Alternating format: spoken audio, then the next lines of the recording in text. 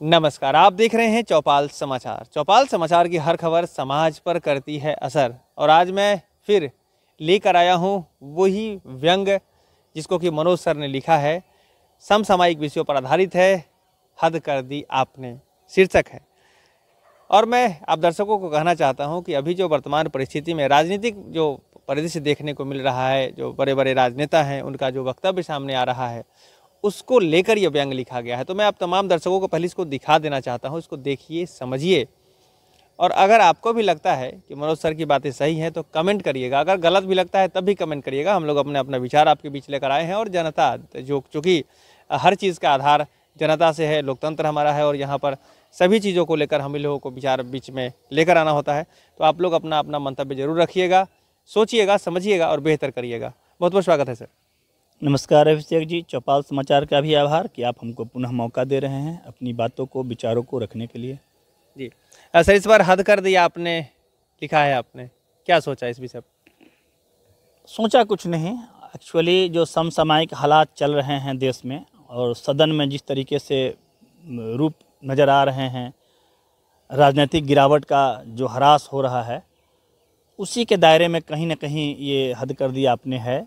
जिस तरीके से भारत के एक बड़े उद्योगपति अडानी जी पर प्रकरण चला हुआ है, शोर शराबा मच रहा है रोज़ और उस पर जेपीसी की मांग तक की जा रही है, लेकिन सत्ताधारी पक्ष के तरफ से उन बातों को इग्नोर करके दूसरे तरीके से सवाल खड़ा किए जा रहे हैं जो निजता में चली आ रही है। जैसे प्रधानमंत्री ने विपक्ष के सवालों का मतलब सही जवाब न देते हुए बताया कि नेहरू का सरनेम क्यों नहीं उपयोग में लाया जा रहा है, पहले ये होता था, राजीव जी ये करते थे, इंदिरा जी वो करती थी, राहुल गांधी ये करते हैं। दरअसल सवालों का जवाब मिलना चाहिए और सवालों पर सवाल खड़ा होते हैं, उसका रूप कुछ और होता है। बस उन्हीं के दायरे में कहीं ना कहीं ये हद कर दिया आपने कि पूट बनी और वो सामने आ गई। जी, तो दर्शकों ने सुना किस तरह इन्होंने हद कर दिया आपने लिखा है। मैं फिर से दोबारा स्क्रीन पर दिखा देता हूँ। इसमें वो सारी बातें लिखी गई है ना जो अभी परिदृश्य जो आपको देखने को मिलेगा।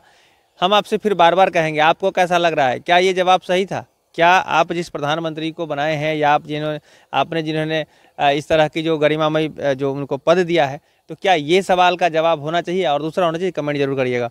अच्छा, एक बात और सर, इसमें आपने लिखा है कि ईडी और ये सब जो सिस्टम है, व्यवस्था है, उसको भी कुछ गलत उपयोग हो रहा है। क्या आपके इस बैंक में क्या चर्चा की है? ये हम नहीं कह रहे हैं, ये आपके जो भाजपा नीति सरकार है और उनके विपक्ष में जो भी दलें हैं, जो उनके छोटे बड़े नेता हैं, जब कभी उनके साथ परिस्थितियां बनती है तो आप देखेंगे कि तत्कालिक तौर पर उन पर आयकर की छापामारी, बिक्री कर की छापामारी, ईडी की छापामारी, सब कुछ सीबीआई की छापामारी शुरू हो जाती है। खासकर वैसे लोग भी जो भाजपा से किनारा करके किसी कारणों से बाहर निकलना चाहते हैं, उन पर भी ये अगले दिन से शुरू हो जाती है। इसका मतलब कहीं ना कहीं वो रिमोट के सहारे, ये जो अपने तंत्र हैं देश के ना, वो रिमोट के सहारे चले। ऐसा हम नहीं करें, ये समसामयिक हालात बता रहे हैं, परिस्थितियाँ एक नहीं है। अगर उदाहरण लेंगे तो बहुत सारे उदाहरण हैं। शारदा घोटाले में जो अपने यहाँ के सांसद थे, ये पश्चिम बंगाल के, आप देखिए कि सरकार उनको पहले इग्नोर करती रही जब तक उनके पक्ष में रहे। जैसे वो कुछ इधर उधर हुए तो उस पर हमलावर हो गए और जैसे फिर वो अपने पास आ गए तो फिर समझिए गंगा में नहा गए।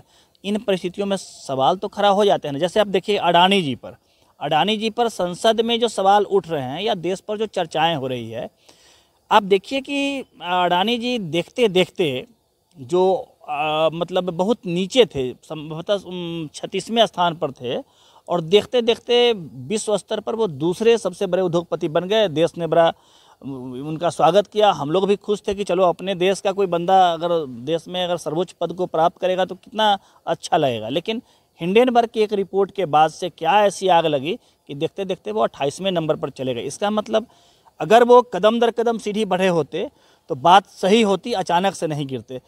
ज़रूर कोई परिस्थितियाँ ऐसी बनी है कि अचानक से वो 28वें नंबर पर आ गए। इसका मतलब कहीं ना कहीं तो गड़बड़ है, घोटाले हैं, और इन घोटालों पर अगर सवाल है तो सदन में उसका जवाब मिलना चाहिए। अगर विपक्ष मांग करता है जेपीसी का, चलो जेपीसी ना सही कोई और जांच करा देते, या प्रधानमंत्री आश्वासन ही दे देते कि हाँ भाई इस पर हम देख लेते हैं क्या हो सकता है।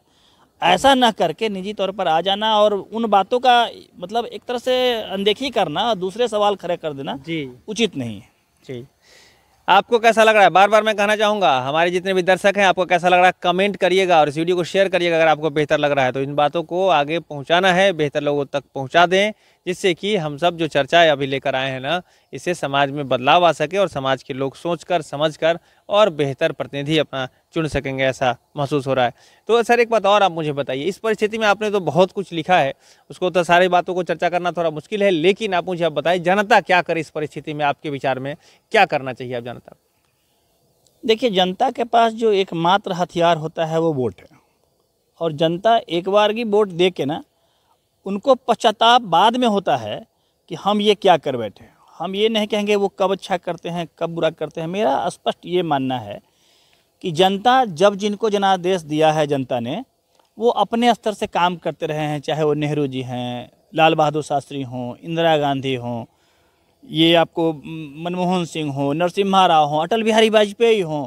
आप इन तमाम के कामों को अगर आकलन करेंगे तो हर आदमी अपने अपने ढंग से अपने अपने नेतृत्व में, या गुजराल साहब हो, देवगौड़ा साहब हो, उन दोनों का कार्यकाल और बीपी सिंह का कार्यकाल बहुत छोटा रहा है, इसलिए उनका हमने नाम नहीं लिया था, और जिनका नाम लिया वो लगभग अपने कार्यकाल को पूरा किए हैं। उनके पीरियड में भी विकास संबंधी काम हुए हैं, बातें ही केवल नहीं हुई है। अभी तो संसद में ये हाल है कि बातें ज़्यादा हो रही हैं, काम कम हो रहा है। हाँ, मंदिर मस्जिद पर बातें हो रही हैं, काम भी हो रहा है, इसमें इग्नोरेंस नहीं है। धारा 370 हटा, ये भी काम ही का, चूँकि हमारे यहाँ एक राष्ट्रीय मुद्दा था कि इन पर क्या हो सकता है, तो हुआ। लेकिन जो सतही स्तर पर महंगाई बढ़ रही है, बेरोजगारी का आलम है, जो देख रहे हैं भ्रष्टाचार नियंत्रण में नहीं आ रहा है, कहीं ना कहीं गॉसिप हो ही रही है। हाँ, एक बात और हो रहा है कि आप ही बेईमान हैं, हम नहीं हैं। इन मुद्दे पर भी काम चल रही है, और नहीं चल रही है तो बाद बाकी जो सरकारी तंत्र हैं, वो ईडी हैं, सीबीआई है, रा है, आयकर है, बिक्री कर है, सबका एक तरह से हमला हो जाना यह स्पष्ट करता है कि केवल और केवल बेईमान आप हैं, हम नहीं। चलिए देखते हैं बेईमान कौन है। चूँकि चर्चाएं हुई है तो बातें सामने आई है, और अभिव्यक्ति की आज़ादी, मनोज सर ने अपनी बात रखी है, आपकी भी आज़ादी है, आप भी लिखिए। हम सब मिलकर फुल मतलब कि चर्चा करना चाहते हैं पूरे तौर पर। इसमें ऐसा कुछ नहीं है कि इन्होंने अपनी बात सुना दी है और आप सुनकर रह जाए, नहीं, कमेंट करिए, फिर हम लोग अगले व्यंग में या अगले और कार्यक्रम में हम लोग और बेहतर कुछ लेकर आएंगे। इस बार हद कर दिया आपने है, और फिर से आपकी स्क्रीन पर वही आपको मैं दिखा दे रहा हूँ कि क्या कुछ इन्होंने लिखा है। इसमें सारी चर्चाएं हैं, ईडी है, रॉ है, और इसको लेकर आप क्या सोच रहे हैं ना, मैं बार बार यही कहना चाहूँगा कि आप कमेंट जरूर करिए। तो सर आखिरी में हमारे दर्शकों के लिए क्या कहना चाहेंगे अपने स्तर पर इस पे विषय? अभिषेक जी, मेरा आग्रह होगा आदरणीय प्रधानमंत्री जी से, जो निर्वाचित प्रधानमंत्री हैं और एक दल के नेता नहीं हैं, वो देश के प्रधानमंत्री हैं। ऐसे में उनको देश में खड़ा हो रहे सवालों का जवाब देना चाहिए, चाहे वो अडानी का मामला हो, चाहे वो गरीबी हो, बेरोजगारी हो, बढ़ती महंगाई हो। इन बातों पर खुलकर मन की बात ही ना करें, कभी कभी प्रेस से मिलें और यह भी बताएं कि आम चूस कर खाएं या काट कर खाएं। इसकी जगह पर यह बताएं कि ये जो समस्याओं का जटिल दौर है, इससे हम कैसे निपटारा पाएं और कैसे देश विश्व गुरु बन पाएगा, तो बेहतर होगा प्रेस से मिलें और सही तरीके से बात को रखें। आज तक भारत के प्रधानमंत्री ने अपने कार्यकाल में एक भी प्रेस कॉन्फ्रेंस को कवर नहीं किया, शामिल नहीं हुए। तो ऐसी कौन सी विपत्ति है जो अपने गुणवान महान प्रधानमंत्री प्रेस से बचे फिरते हैं? ठीक है, तो बस यही आग्रह है, और आपका आभार, चौपाल समाचार का आभार, आपने मौका दिया, धन्यवाद। चलिए, बहुत बहुत धन्यवाद। दर्शकों का भी बहुत बहुत धन्यवाद कि आप हमें इस तरह से सुनते हैं, अपना कमेंट करते हैं, इस वीडियो को शेयर करते हैं, और हम आपसे कहना चाहेंगे कि हम सब मिलकर एक बेहतर समाज बनाने का प्रयास कर रहे हैं। तो आपका सहयोग भी बहुत ही प्रार्थनीय है।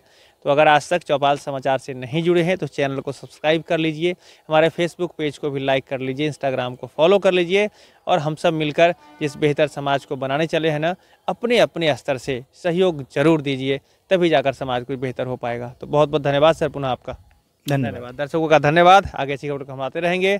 तब तक के लिए मैं हूँ अभिषेक आनंद, चौपाल समाचार के लिए धन्यवाद।